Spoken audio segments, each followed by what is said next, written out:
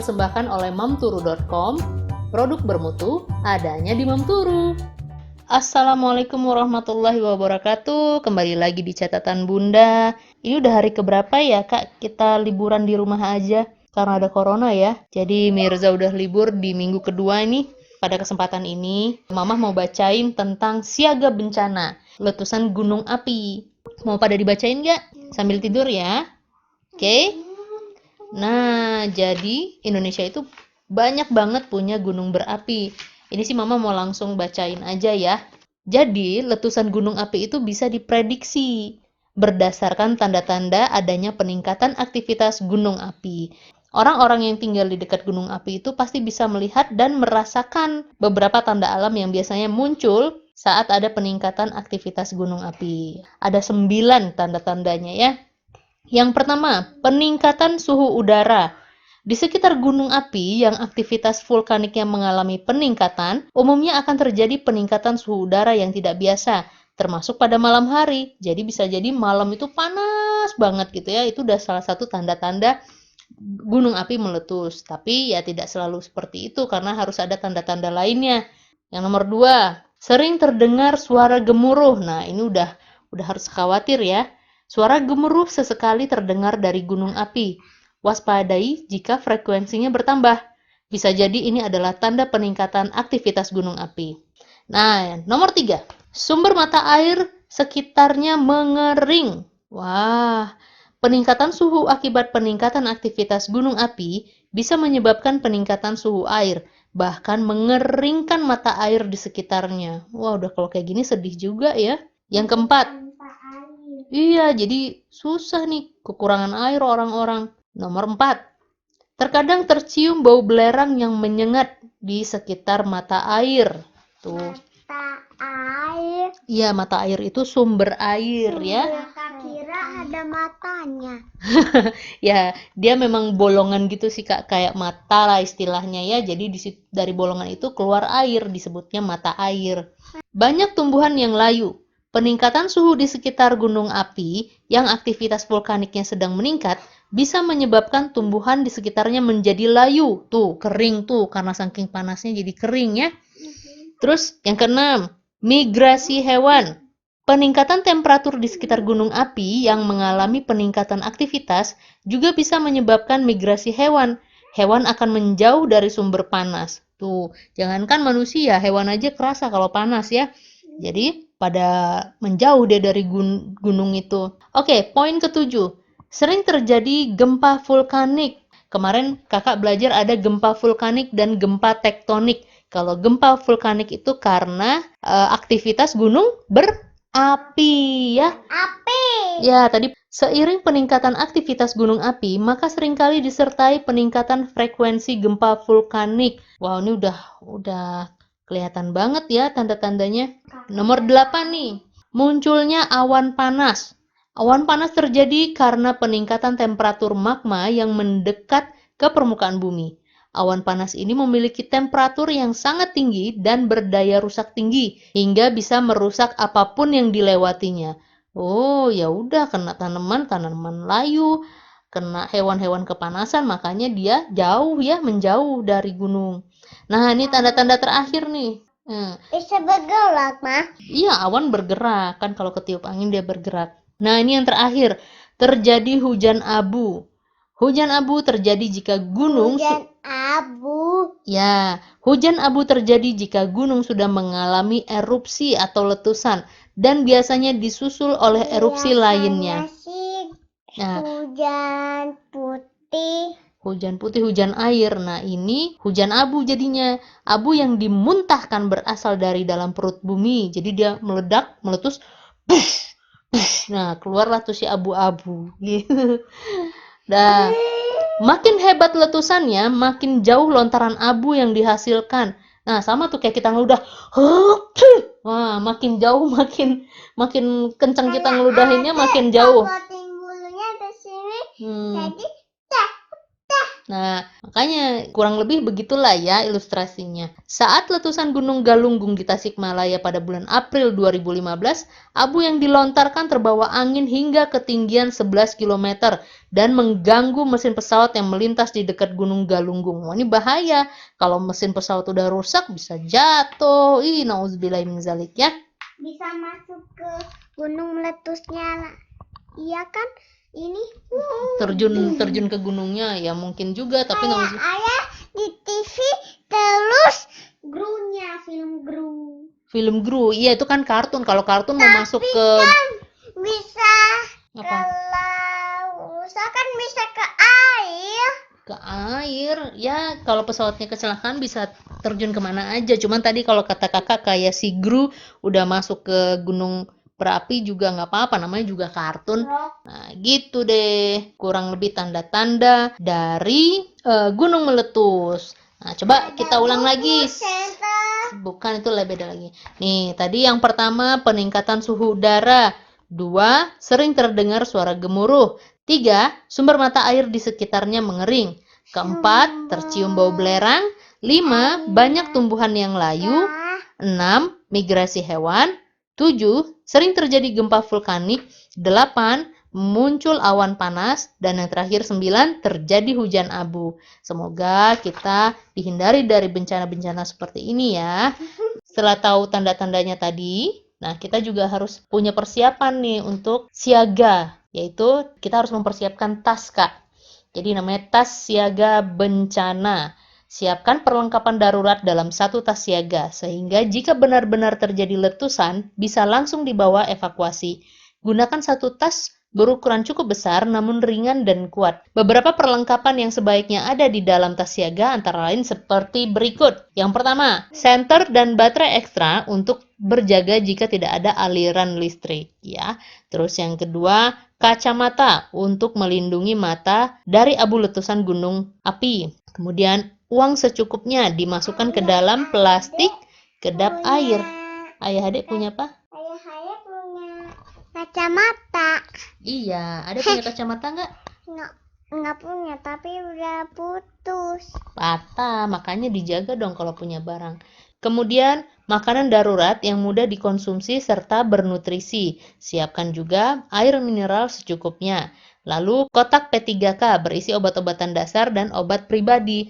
Nah, khusus makanan dan obat-obatan ini, kita harus selalu periksa tas siaga untuk memastikan tidak ada bahan makanan atau obat-obat yang kadaluarsa. Terus, apalagi ya? Masker. Nah, jika memungkinkan pilihlah masker jenis N95 yang mampu menyaring partikel berukuran sangat kecil agar tidak masuk ke dalam saluran pernafasan. Radio portable atau HP cadangan untuk memantau informasi lewat media, juga untuk komunikasi saat evakuasi. Pastikan nomor-nomor penting sudah disimpan dalam memori HP dan baterai HP dalam kondisi penuh. Kantong tidur jika ada. Jadi kalau misalkan suka berkemah, biasanya punya sleeping bag namanya. Selanjutnya setelah kantong tidur, ada pakaian hangat atau selimut tipis. Nah, ini ada satu lagi yang paling penting yang harus kita siapkan. Adik kan benar ke sana, terus kemahan sama kakak. Iya, nih Mama lanjutin ya. Di dalam tas siaga bencana ada hal yang paling penting, yaitu fotokopi dokumen penting dimasukkan ke dalam plastik. Jika memungkinkan, scan atau foto semua dokumen penting dan simpan dalam penyimpanan data.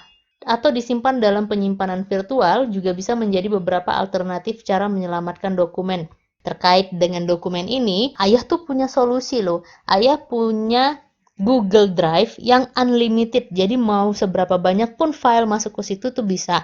Nah, buat ayah bunda, teman-teman yang ngedengerin ini lewat YouTube, di deskripsi akan ada link informasi tentang Google Drive unlimited ini ya. Ini saya rasa sangat perlu buat nyimpen data-data dokumen, ataupun kalau kalian punya banyak foto dan video bisa disimpan di sana.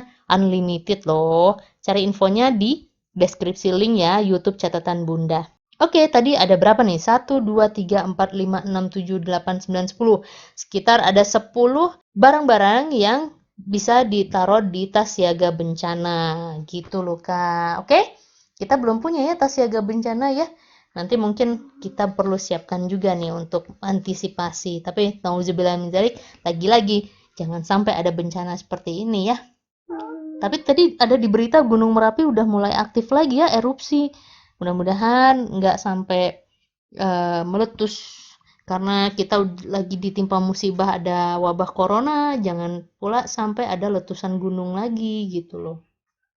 Nah, berikut ini beberapa hal yang harus diperhatikan jika terjadi letusan gunung api. Jika ada perintah evakuasi, ikutilah perintahnya dengan tenang. Bawalah tas siaga yang sudah disiapkan. Lalu, hindari daerah rawan bencana seperti lereng gunung, lembah, dan aliran lahar. Jauhi daerah yang terkena angin dari gunung api untuk menghindari hujan abu. Kenakan pakaian yang bisa melindungi tubuh seperti baju lengan panjang, celana lengan panjang, topi, dan lainnya. Untuk melindungi mata, gunakan kacamata. Hindari penggunaan lensa kontak agar tidak terjadi iritasi mata akibat debu. Yang ketiga, pakai masker atau kain untuk menutup mulut dan hidung. 4.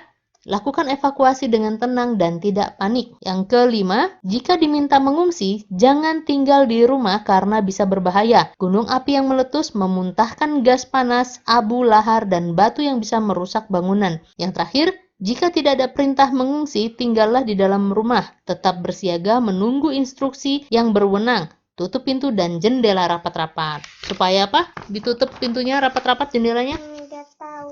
Supaya abunya tidak masuk ke dalam rumah, ya. Nah, apa yang kita lakukan setelah terjadi letusan gunung api? Walaupun letusan sudah berhenti, belum tentu bahaya sudah berakhir. Saat letusan sudah terjadi, perhatikan hal-hal berikut untuk menjaga keselamatan. Yang pertama, jauhilah wilayah yang terkena hujan abu. Abu vulkanik mengandung partikel-partikel kecil yang bisa mengganggu organ pernafasan.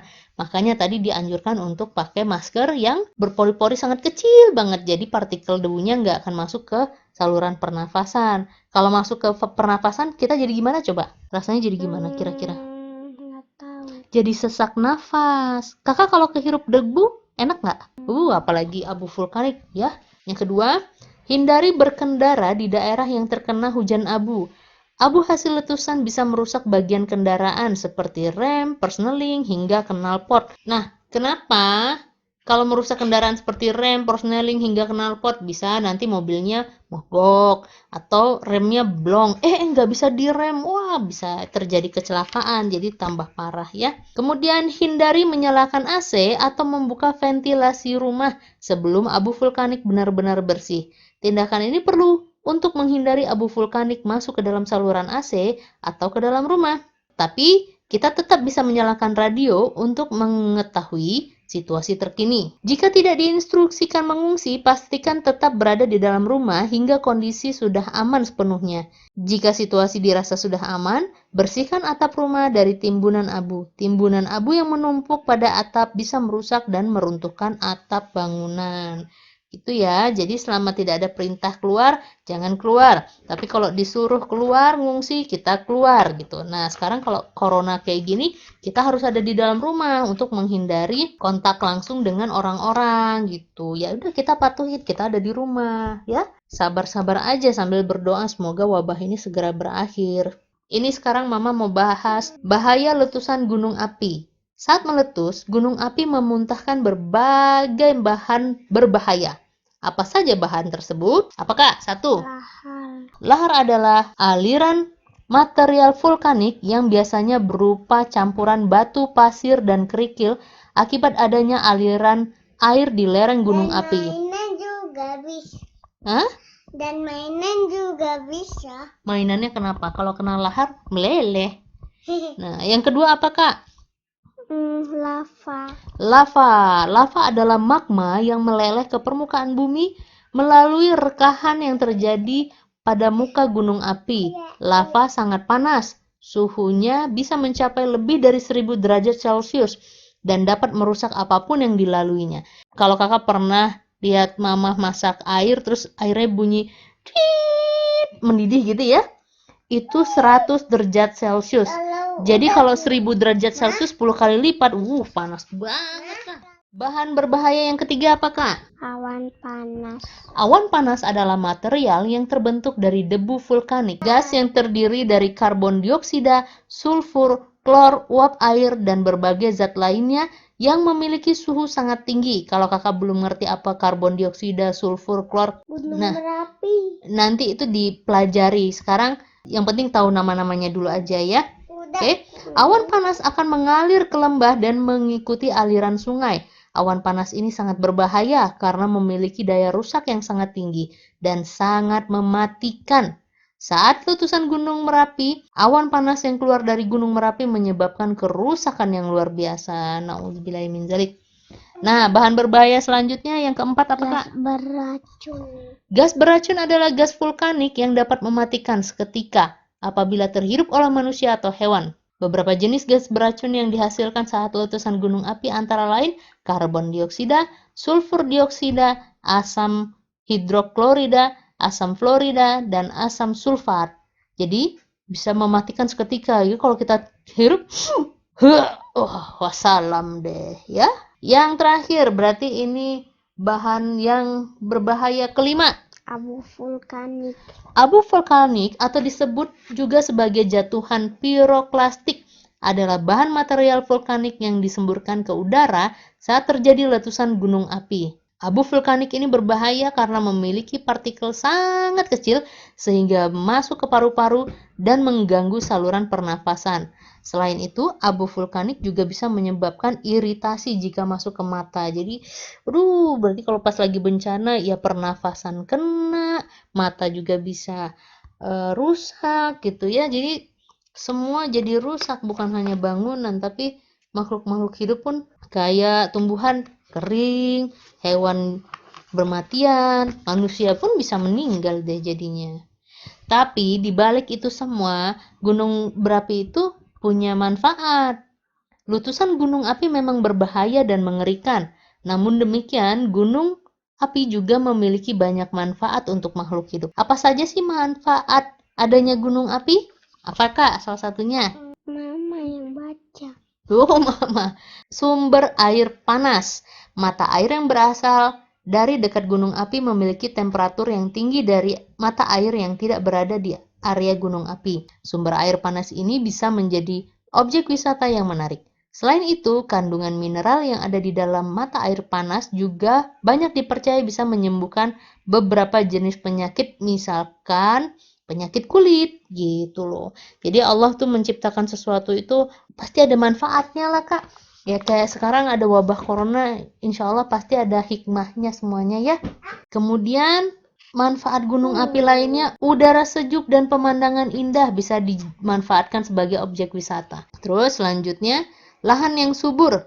Tanah yang berasal dari hasil letusan gunung api memiliki kandungan mineral yang bermanfaat bagi tumbuhan. Karena itu, lahan di daerah gunung api umumnya subur.